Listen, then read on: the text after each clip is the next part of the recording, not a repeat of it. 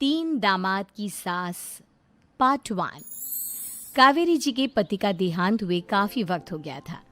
कावेरी जी की 3 बेटियां थी, ईशा, मोहिनी और सुहाना। तीनों ही काफ़ी होशियार और नौकरी करने वाली थी, लेकिन उन तीनों से कावेरी जी इतना प्यार करती थी कि उनकी शादी की उम्र होने पर भी उन्हें पराये घर भेजने का उनका मन ही नहीं हुआ। अरे तुम तीनों मेरे कलेजे का टुकड़ा हो। जब भी तुम्हारी शादी के बारे में सोचती हूँ ना, बड़ा डर लगता है। सही कहती हो मम्मी, हम भी आपसे बहुत प्यार करते हैं। हाँ, मम्मी पापा के जाने के बाद अब बिल्कुल अकेली हो गई हैं। और मम्मी, अगर हम तीनों शादी करके चले गए तो आपका ख्याल कौन रखेगा? लेकिन अपनी खुशी की वजह से मैं तुम तीनों को बिना शादी के भी तो नहीं देख सकती ना बेटा। समाज के हिसाब से देखे तो यह भी गलत होगा, और मैं ऐसा कुछ नहीं चाहती। लेकिन तुम तीनों से दूर होने के बारे में सोचती हूँ तो अजीब सा लगता है। लेकिन मम्मी, हम आपको इस तरह अकेला छोड़कर नहीं जा सकते। एक काम करते हैं मम्मी, शादी के बाद ना आप मेरे साथ मेरे ससुराल में चलना और मेरे साथ ही रहना। अच्छा, और तेरी सास मुझे रहने देगी तेरे ससुराल में? अरे बेटा, वहाँ ऐसा नहीं होता। बेटी की माँ कभी अपनी बेटी के ससुराल जाकर नहीं रह सकती। एक काम करते हैं माँ, आप ईशा और सुहानी की शादी कर दीजिए और मैं हमेशा आपका बेटा बनकर आपके साथ ही रहूंगी। मुझे नहीं करनी शादी। अरे मेरी बेटियां मुझसे कितना प्यार करती है, मेरी वजह से अपनी पूरी जिंदगी दांव पर लगाने को तैयार है। लेकिन मैंने ना इससे भी एक अच्छा उपाय सोचा है। क्या मम्मी?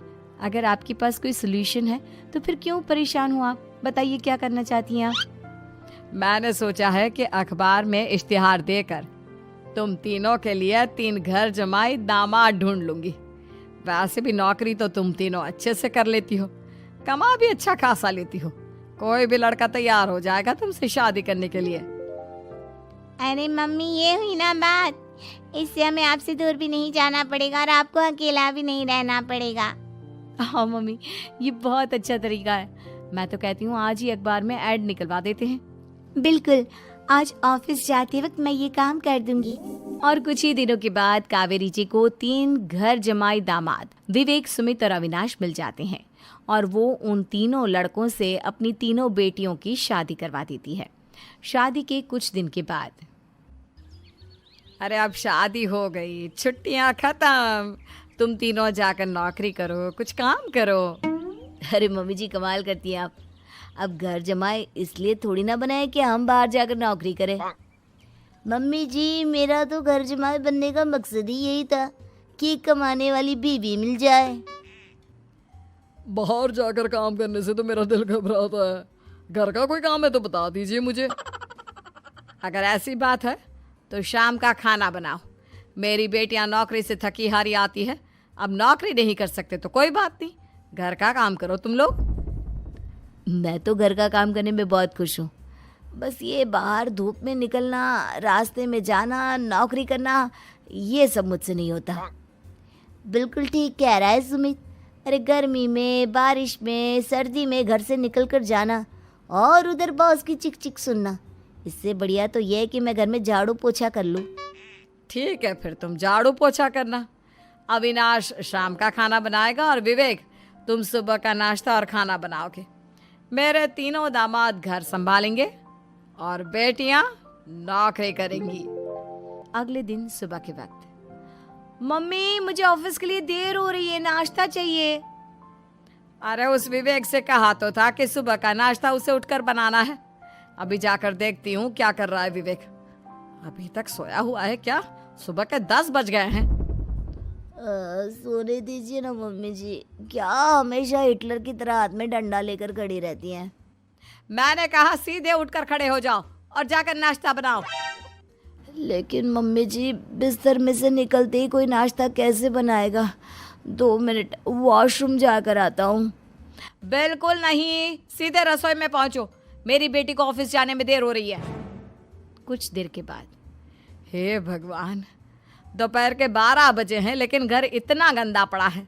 सुमित से कहा था मैंने समय पर झाड़ू पोछा कर देना। सुमित, कहाँ हो तुम? क्या हुआ मम्मी जी? सुबह की चाय तो पीने दीजिए। आप भी हद करती हैं, चिल्लाती ही रहती है। ये सुबह की चाय है या दोपहर की चाय? अगर तुम 12 बजे उठकर सुबह की चाय पियोगे तो क्या शाम का खाना रात के 3 बजे खाओगे? मम्मी जी चिल्लाइए मत, बताइए बात क्या है। अरे 12 बज चुके हैं, अभी तक झाड़ू पोछा नहीं हुआ। घर में देखो कितनी गंदगी है। अच्छा, तो आप इसलिए परेशान हैं। वो क्या है ना मम्मी जी, आज मेरे हाथ में दर्द हो रहा है। रात को उल्टी करवट से सो गया था, हाथ हिलाया भी नहीं जा रहा। कौन से हाथ में दर्द है दामाद जी? इस सीधे हाथ में मम्मी जी, हाथ हिल भी नहीं रहा है। विवेक, सुन लिया तुमने?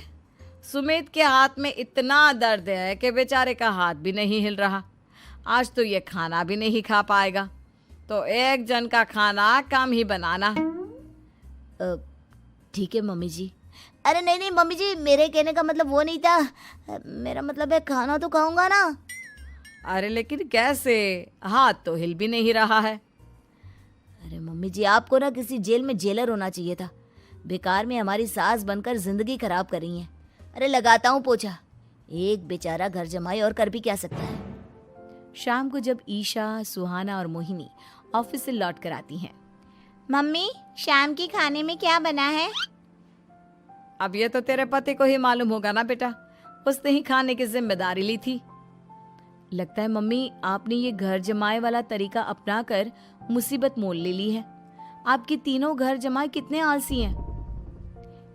मेरे वाले को देखो, दोपहर के 12 बजे सुबह की चाय पीता है और काम क्या करना चाहता था? घर का झाड़ू पोछा। मम्मी बता रही थी कि आज उसने घर का झाड़ू पोछा शाम के 5 बजे किया था। अब क्या बताऊं बेटा, सुबह से हाथ दर्द का बहाना करके बैठ गया था।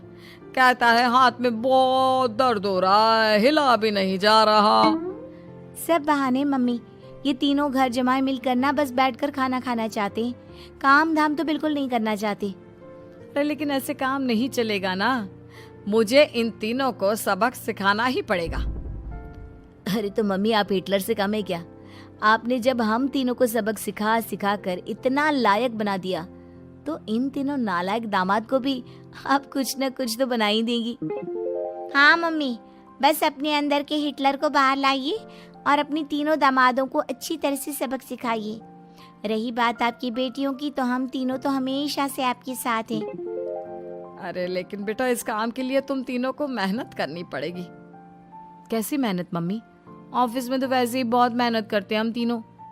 अरे प्रेग्नेंट हो जाओ, प्रेगनेंसी का बहाना बनाकर कह दो कि तुम तीनों ने नौकरी छोड़ दी है 2 साल के लिए, और जब घर में खाने के पैसे नहीं होंगे तो अपने आप काम पर जाएंगे ये तीनों।